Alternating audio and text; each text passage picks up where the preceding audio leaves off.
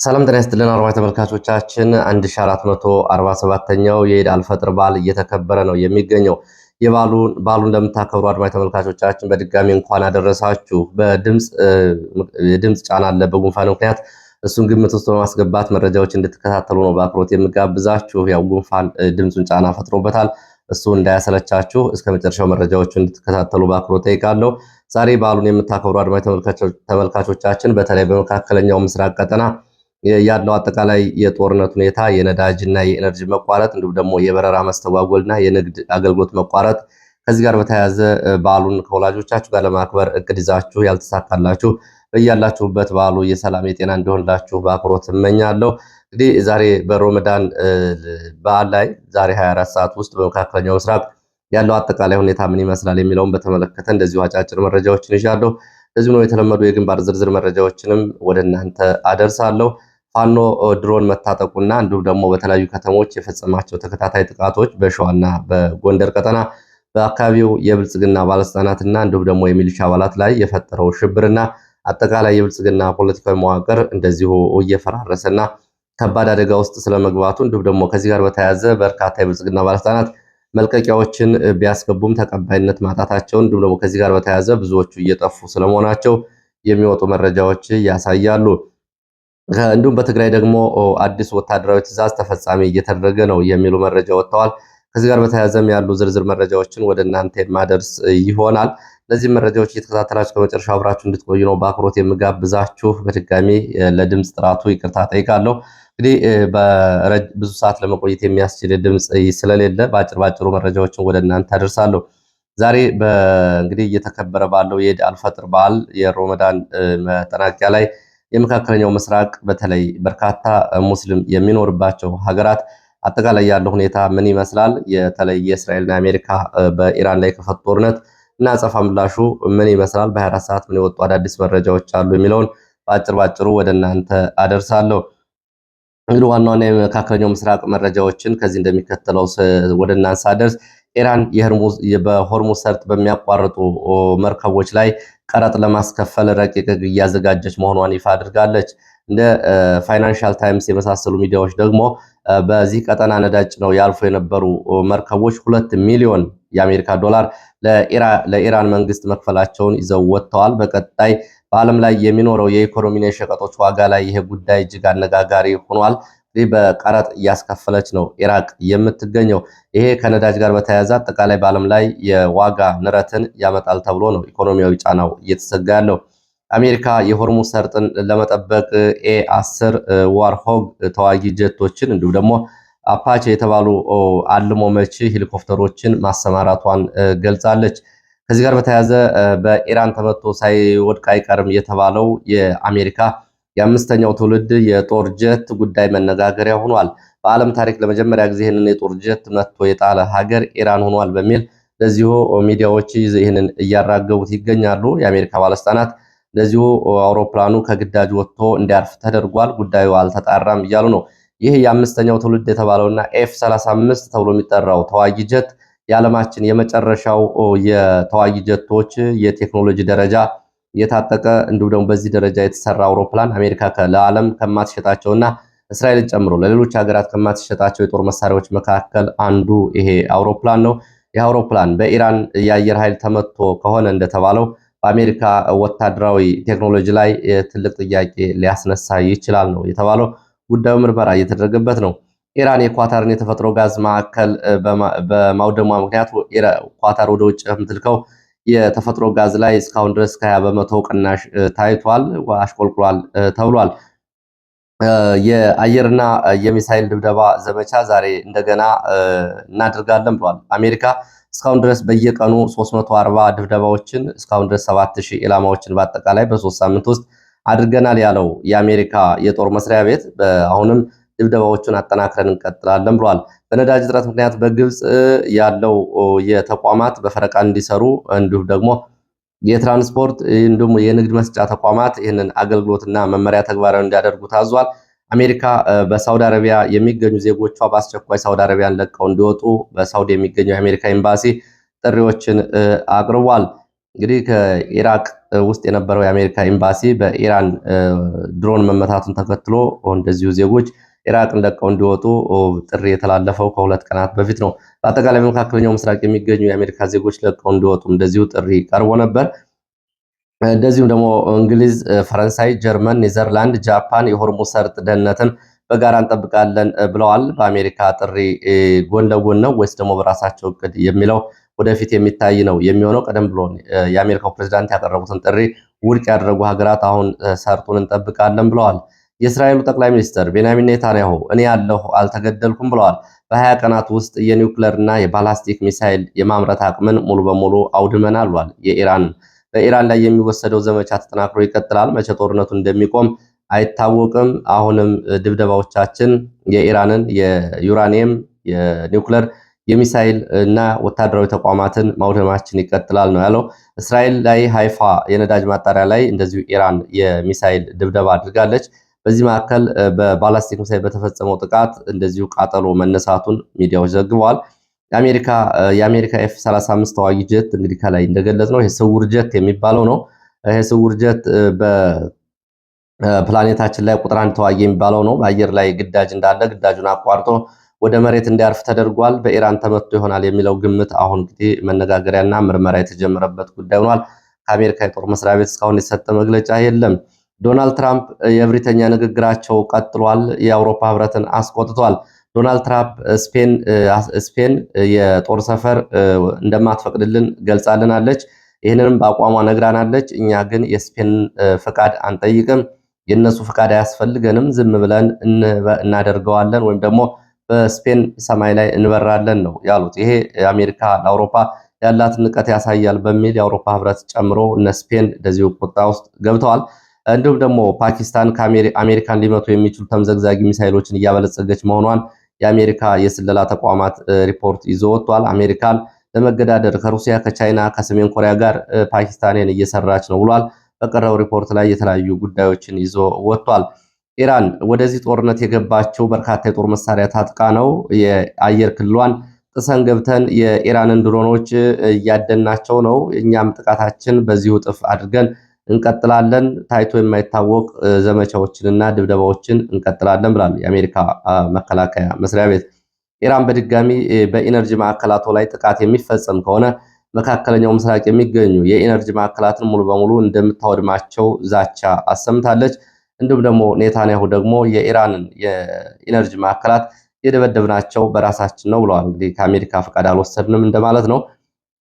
ኢራን ከዚህ ጋር በተያያዘ እንደዚሁ የመንግስት መዋቅሯ ሙሉ በሙሉ አሁንም እንደቀጠለ እንደሆነ ሲአይኤ ባወጣው ሪፖርት አጋርቷል። ሆኖም ግን በወታደራዊ መሪዎች፣ በደህንነት መሪዎችና በወታደራዊ ደህንነት ተቋማት ላይ በተፈጸሙ ጥቃት ኢራን ክፉኛ ተዳክማለች ሲል ሲአይኤ ይህንን ሪፖርት ይዞ ወጥቷል።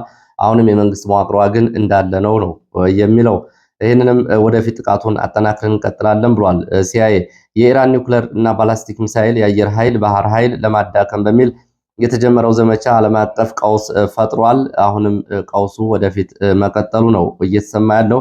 ከዚህ ጋር በተያያዘ ዓለም አቀፍ የኢኮኖሚና የምጣኔ ሀብት ባለሙያዎች የተለያዩ አስተያየቶችን እየሰጡ ነው። አሜሪካ በኢራን ላይ የጣለችውን የነዳጅ ማዕቀብ ልታነሳ እንደምትችልም እንደዚሁ ከምጣኔ ሀብት ሪፖርቶች መካከል ወጥቷል። እንግዲህ በኢራን ላይ አሜሪካ ላለፉት 35 ዓመታት ጥላው የነበረው የነዳጅ ማዕቀብን አሁን አነሳለሁ እያለች ነው። እንግዲህ አንድ ጦርነት ሌላ ይዞ ይመጣል። በዚህ ምክንያት የአሜሪካ ወታደራዊ አስተያየት ሰጪዎቹ ኢራን አሁን ነዳጅ ማዕቀቧ የሚነሳ ከሆነ ነዳጅ በመሸጥ የጦር መሳሪያዎችን የበለጠ ትታጠቃለች፣ ገንዘብ ታገኛለች በሚል እንዳይነሳ እየጠየቁ ነው የሚገኙት። ሆኖም ግን በዓለም ላይ ያለው የነዳጅ ቀውስ አሜሪካ ይህን ልታደርግ ያስገድዳታል ነው እየተባለ ያለው። የአሜሪካ ፍርድ ቤት ባለፈው ዓመት ትራምፕ አሜሪካ ፈርስት በሚል ፖሊሲያቸው ዘግተዋቸው የነበሩ ተቋማቶች መዘጋታቸው አግባብ አይደለም ብሏል ፍርድ ቤቱ። ከነዚህ መካከል የአሜሪካ ቮይስ ኦፍ አሜሪካ፣ የአሜሪካ ድምፅ ራዲዮ በዓለም የተለያዩ ቋንቋዎች የሚሰራጨው ጋዜጠኞች መበተናቸው ይታወቃል። አሁን ጋዜጠኞቹ ወደ ስራ እንዲመለሱና እገዳው እንዲነሳ ፍርድ ቤቱ ትዕዛዝ ሰጥቷል። ኢራን ወደ አረብ ኤሚሬትስ፣ ወደ ዱባይ እና ወደ አቡዳቢ ባደረገቻቸው የድሮን ድብደባዎች አብራ ቆሻሻ በመላኳ ያለ መነጋገሪያ ሆኗል። በድሮኖቹ ላይ የተለያዩ ቆሻሻዎችን ጭና አብራ ልካለች። ይሄ በፍርስራሾች ተገኝቶ ታይቷል። ይሄ እንግዲህ ኢራን ለአረብ ኤሚሬትስ ያላትን ንቀት አሳይታለች በሚል የዓለም ሚዲያዎች እየተነጋገሩበት ነው የሚገኘው። የ24 ሰዓት እንደዚሁ የምስራቅ አፍሪካ የጦር መሳሪያዎችን የዝውውር ስንመለከት እና ወታደራዊ መረጃዎችን በ24 ሰዓት ውስጥ የጦር መሳሪያ ወታደራዊ መረጃ መካከል ከሩሲያ ወደ አረብ ኤሚሬትስ ወደ አዲስ አበባ አርኤ 36370 የተባለ ካርጎ የጦር መሳሪያ ጭኖ ወደ ኢትዮጵያ ገብቷል። እንዲሁም ደግሞ ሌላ የጎን ቁጥሩ ኤ300 ቢዩ ተብሎ የተመዘገበ ሌላ የጦር ዕቃ የጫነ አውሮፕላን እንደዚሁ የጦር መሳሪያ ጭኖ ወደ አዲስ አበባ ገብቷል። ይህም የዋግነር ቡድን ነው። የሩሲያው የዋግነር ቡድን የጦር አመላላሽ አውሮፕላን ሳይሆን እንዳልቀረ ነው የበረራ ሳተላይት መረጃዎች የሚያሳዩት። ቻድ ወደ ሱዳን ድንበር ሰራዊቷን አንቀሳቅሳለች። ይህን ያደረገችው ሰሞኑን የሱዳን ጦር ወደ ቻድ አቅራቢያ በፈጸመው የድሮን ጥቃት 16 ዜጎቿ ከተገደሉ በኋላ ወደ ሱዳን አቅጣጫ ኃይሏን አንቀሳቅሳለች። ቻድ እንግዲህ የፈጥኖ ደራሽ ኃይሉ ደጋፊ በመሆኗ ከአረብ ኤሚሬትስ ከፍተኛ የጦር መሳሪያ ድጋፍ እያገኘች ያለች አገር ነች፣ እንደ ኢትዮጵያ ማለት ነው። ወደ ሌሎቹ መረጃዎች ስናልፍ የችሎት መረጃዎችን ነው የማስቀድመው። የታየ ደንዳ ላይ የተላለፈው የነበረው ቅጣት ከ7 ዓመት ወደ 4 ዓመት ዝቅ እንዲል ተደርጓል። ይህንን ጠበቃው ተናግረዋል። ጠበቃው በይግባኝ ይህንን ዝቅ አድርገናል፣ ሆኖም ይሄም አይበቃም እያሉ ነው የሚገኙት። ሁለት የመከላከያ ምስክሮች የቆጠርናቸው የመከላከያ ምስክሮች ሳይሰሙ የተላለፈ ቅጣት ውሳኔ ስለሆነ ፍርድ ቤቱ ይህንን አሁንም በይግባኝ ሊያነሳ ይገባል ነው ያሉት። እና አብይ አህመድን በምስክርነት ታየ ደንዳ ፍርድ ቤት መጥራታቸው ይታወቃል። የጦር መሳሪያ መታጠቅ በሚለው ላይ ሚኒስትር በነበርኩበት ጊዜ ራሴን ለመታጠቅ መንግስት የሰጠኝ ሽጉጥ ነው በሚል በዚህ በኩል አብይ አህመድ ጉዳዩን ያውቃሉ በሚል ታየ ደንዳ ፍርድ ቤት ጠርቷቸው ነበር። ፍርድ ቤቱ ይህንን በማለፍ ነው ዝም ብሎ ቅጣቱን ያስተላለፈው። እንዲሁም ደግሞ ዶክተር ሲያውግቸውን በተመለከተ ከፍተኛ ፍርድ ቤት የሰጠውን የዋስትና መብት 100 ሺህ ብር ዋስትና ከስር እንዲወጣ ያለውን ጠቅላይ ፍርድ ቤቱ ይህንን ውሳኔ በመሻር ሲሳይ ክሱ እንዲቀጥልበት ትዕዛዝ ሰጥቷል። ይህም ጉዳይ አነጋጋሪ ሆኗል፣ አሳዛኝም ነው። ሌላው እንደዚህ ወደ መቀሌ ስንሄድ የህዋቷ ቀንደኛ ደጋፊ ሰናይት መብራቱ ከ4 ተጠርጣሪዎች ጋር 16 ሚሊዮን ብር የመሬት ሽያጭ ማጭበርበር ዝርፊያ ክስ ቀርቦባታል። እንዲሁም ደግሞ የትግራይ ቴሌቪዥን ዜና ክፍል ኃላፊ ጋዜጠኛ ዮሐንስ ብርሃኑ በፖሊስ ተይዞ ከተወሰደ በኋላ አሁን የደረሰበት አልታወቀም ነው የተባለው። መረጃዎቹ ቀጥላለው። ትግራይ ያሉ መረጃዎችን አስከትላለሁ። በነ ጀነራል ምግበይ የተላለፈው ወታደራዊ መመሪያ እየተተገበረ መሆኑን ከአካባቢ የወጡ መረጃዎች ገልጸዋል። በልጆቻቸው ህወሓትን የተቃወሙ በአሜሪካና በሌላ በኢትዮጵያ አካባቢ ሆነው ህወሓትን የተቃወሙ ወላጆች በጥይት ልጆች እንግዲህ ልጆቻቸው ተቃውመዋል በሚል በጥይት መገደላቸው ነው የተዘገበው። ከነዚህ መካከል አዲግራት እንዲሁም ደግሞ ሽሬ አካባቢ ልጆቻቸው ህወሓትን ተቃውመዋል በሚል ወላጆች መገደላቸውን መረጃዎች ጠቁመዋል። ከዚህ ጋር በተያያዘ እንደዚሁ ልጆቻቸው ከግዳጅ ወይም ደግሞ ከህወሓት ታጣቂዎች አምልጠው የጠፉ ካሉ አንድ ሌላ ልጅ እንዲሰጡ ይደረጋል። የትግራይ እናትና አባቶች እንዲሁም ደግሞ ይሄ የማይሆን ከሆነ ከፍተኛ ገንዘብ ለህወሓት እንዲከፍሉ ይደረጋል። ያ የማይሆን ከሆነ ደግሞ እርምጃ ይወሰድባቸዋል ተብሏል። እንግዲህ ሽሬ ሱር ኮንስትራክሽን በነበረው ስብሰባ የተላለፈው መመሪያ ተግባራዊ የሆነ መሆኑን የሚያሳዩ መረጃዎች ናቸው። ይህንን የሚሰራ ኮሚቴ ከላይ እስከታች መዋቀሩንም መረጃዎች ጠቁመዋል። ቁልፍ ዘመቻዎች መካከል መከት ለሚባለው ዘመቻ ይሄ አንደኛና ዋነኛ ቁልፍ ጉዳይ ነው። አሁን ህወሓት በታጣቂዎች መክዳት ምክንያት ከፍተኛ ችግር ውስጥ ገብቷል። ይህንን ለማስቀረት እንግዲህ የተከዱ ታጣቂ ወላጆች በትግራይ ውስጥ ይታሰራሉ፣ ይደበደባሉ፣ ይገደላሉ ወይም ደግሞ ከፍተኛ የገንዘብ ቅጣት ይጠብቃቸዋል ነው የተባለው።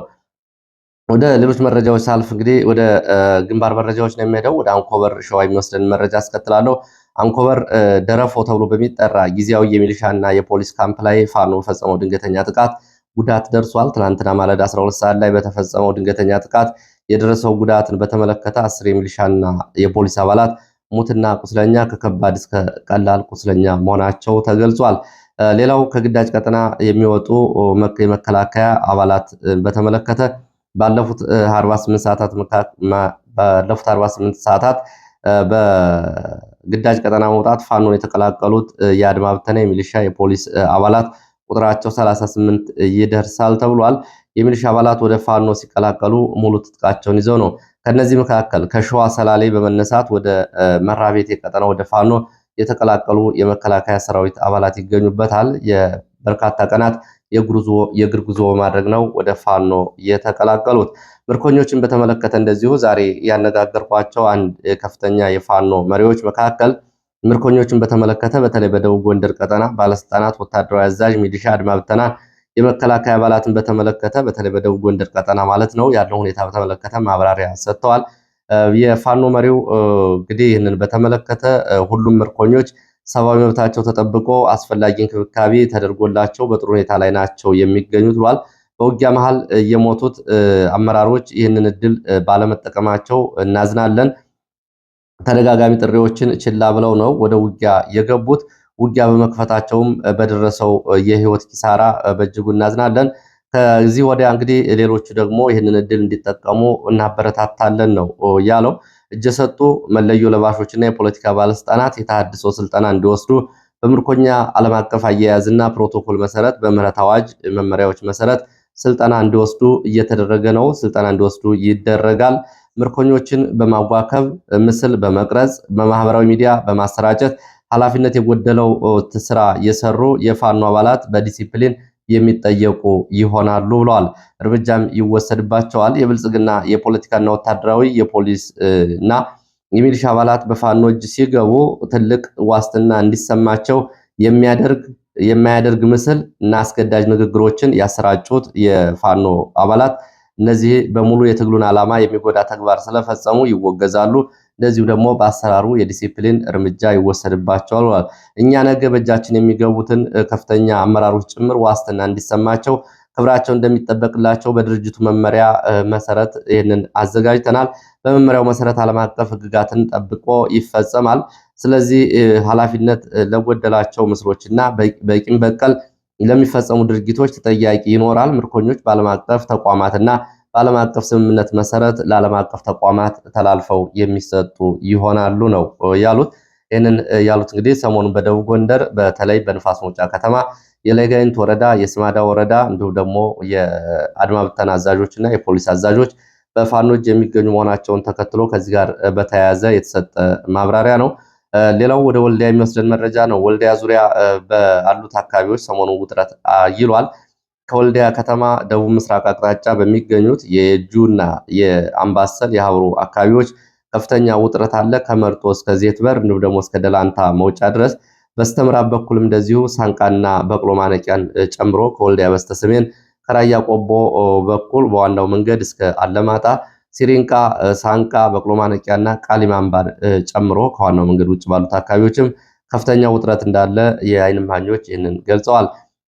ላለፉት 2 ቀናት በአካባቢው ተከታታይ የድሮን ጥቃትና የከባድ መሳሪያ ድብደባ ሲደረግ ነበር። አሁንም ከወልዲያ ወደ እነዚህ አቅጣጫዎች ከፍተኛ የሆነ የእግረኛ ኃይል ስምሪት መደረጉን ተከትሎ ነው ውጥረቱ ያየለው ሲሉ ነው ይህንን የገለጹት። ወደ ሌሎች መረጃዎቻችን ስናልፍ የአማራ ማህበር ያወጣውን መረጃ እናስከትላለን።